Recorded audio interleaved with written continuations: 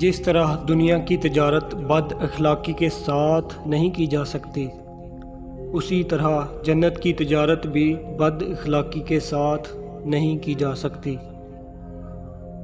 حکمت یہ نہیں کہ کسی بھی قیمت پر مسئلہ حل کیا جائے، حکمت یہ ہے کہ کم سے کم قیمت پر مسئلہ حل کیا جائے۔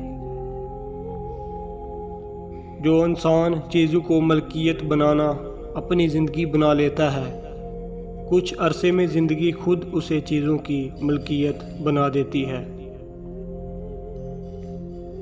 وقت کے ضیاع کا ایک اہم ذریعہ ان لوگوں کے ساتھ بحث و مباحثہ کرنا ہے جن کا علم اور سمجھ کم اور اعتماد بہت زیادہ ہوتا ہے۔